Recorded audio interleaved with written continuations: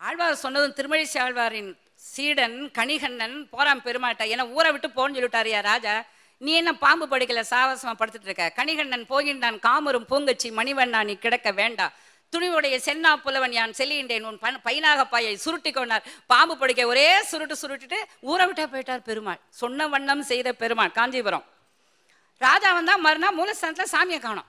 என்னன்னா பெருமாள் அங்க போயிட்டாருங்க, திரு இருக்கையில அங்க உட்காந்துருக்காருன்னு. அப்புறம் வந்து விழுந்தான் திருமழிசை ஆழ்வார் காலையும் கணிகண்ணன் காலையும். கணிகண்ணன் போக்கு ஒழிந்தான் காமரும் பூங்கச்சி மணிவண்ணா நீ கிடக்க வேண்டும், துணிவுடைய சென்னா புலவன் போதருகின்றேன், பைனாக பாயை விரித்து கொண்டார். பாயை விரிச்சு ஜம்முன்னு படுத்துக்கிட்டார் பெருமாள். பின்னால அந்த குமரகுருபரர் சொல்றார், ஆழ்வார் பின் சென்ற பச்சை பசுங்கொண்டலே. அப்ப தமிழுக்கு ஆழ்வாரும் அடிமை, சிவபெருமானும் அடிமை, அடியவர்களும் அந்த பெருமையை சொல்லி ஆகணும்.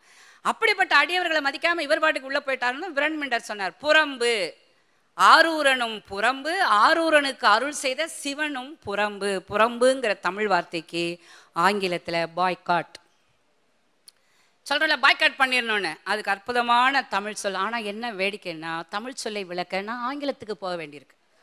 கொடுமையா இல்லையா? சுந்தரர் காதுல விழுந்தது. அடியவர்கள்லாம் உன்னை வந்து விலக்கி வைத்து விட்டார்கள். சுந்தரருக்கு தாங்கல வருத்தம். சிவனிடம் முறையிடுகின்றார். ஐயோ, இந்த அடியவர்கள் என்னை ஏற்றுக்கொள்ள வேண்டும், நீதான் அதற்கு அருளை செய்ய வேண்டும், இவருடைய வரலாற்றை பாடுக. அற்புதமான பதிகம், 11 பதிகங்களை கொண்ட திருத்தொண்டர் தொகை. அதுதான் அவருடைய அவதார நோக்கம். 60 நாயன்மார்களின் வரலாறுகளை ரொம்ப அற்புதமாக பதிவு செய்கின்றார். பின்னால சேக்கிழார் தன்னுடைய பெரிய புராணத்தை எழுதுகின்ற பொழுது சுந்தரர் அவருடைய அப்பா அம்மா 3 பேரையும் சேர்த்து 63ஆக எழுதுகிறார்னு பார்க்குறோம். ஒரு பதிகத்தை நம்ம கட்டாயமாக செவியார கேட்கணும்.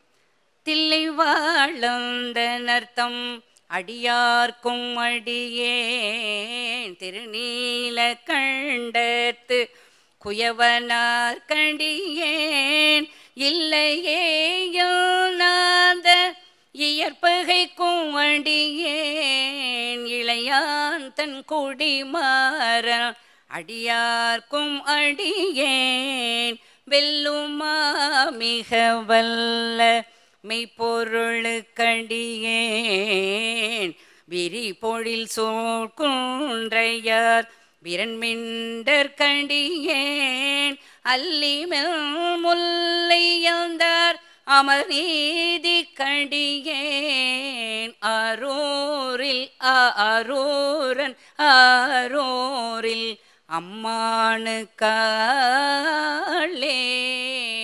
ஆரூரன் சிவபெருமானுக்கு அடிமை. நம்ம பேச்சுவார்த்தையில சொல்றோம், பெரிய நான் ஆளா, இவனுக்கு வச்ச ஆளா நானுன்னு கேட்குறோம்ல. ஆள் என்ற சொல்லுக்கு அடிமை என்பது பொருள். இறைவனே உனக்கு மட்டுமல்ல அடியார்க்கும் அடியேன். தொண்டரடி பொடியாழ்வார் என்ன செய்தார்? தொண்டர்கள் நடந்த இடத்தில் இருக்கின்ற மண்ணை எடுத்து உண்டதால் ஒரு ஆழ்வாருக்கு தொண்டர் அடிப்பொடி ஆழ்வார். அந்த மாதிரி அதே பண்பு தான் சைவமாக இருந்தாலும் அல்லது வைஷ்ணவமாக இருந்தாலும் அடிப்படை அந்த பணிவு அந்த அடியவர்களிடம், இறை அடியார்களிடம் இருந்தது என்பதனை நாம் சிந்தித்து பார்க்க கடமைப்பட்டிருக்கிறோம். அப்படி இந்த பாடல்களை எல்லாம் படித்ததும் பிறகு அடியவர் கூட்டத்தில் அவர் சேர்ந்தார்னு பார்க்குறோம். அந்த காலத்தில் இன்னொரு பழக்கம் இருந்திருக்கு. இப்போ கம்பராமாயணத்தில் தெரியும், கம்பன் முழுக்க முழுக்க நம்முடைய சடையப்ப வள்ளலால் ஆதரிக்கப்பட்டவன். அதே போல் சுந்தரமூர்த்தி சுவாமிகளுக்கு குண்டையூர்னு ஒரு ஊர், அங்கே ஒரு பெரிய பண்ணையார், கிழார்னு சொல்லுவோம். ஒரு வருஷத்துக்கு வேணுங்கிற அரிசி பருப்பு அத்தனை தானியங்களையும் வண்டியில் போட்டு அனுப்புகிறார். அப்படிலாம் அந்த காலத்தில் தாங்கி இருக்கின்றார்கள். அடுத்ததாக எங்கள் காலம் வரை மறைமலையடிகள் காலத்திலையும் அந்த பழக்கம் இருந்தது. மறைமலையடிகளார் 3 முறை இலங்கை சென்று, என்னுடைய கணவரின் தாத்தா மறைமலையடிகள், அது ஒன்னால தான் நான் இங்கே உட்காந்துருக்கேன். புகுந்த வீட்டை நான் ரொம்ப நன்றியோடு நினச்சி பார்க்கணும். அப்பொழுது வந்து இலங்கையில் இருந்த அன்பர்கள் அனுப்பி கொண்டே இருப்பார்களாம். ஏதாவது பொருள் அங்கிருந்து வந்துக்கிட்டே இருக்கும். சில நாட்கள் செலவுக்கு பணம் இல்லைன்னு சௌந்தரம் மறைமலையடிகளார் மனைவி, இதெல்லாம் அவருடைய வரலாற்றில் சொல்லப்பட்ட உண்மைகள்.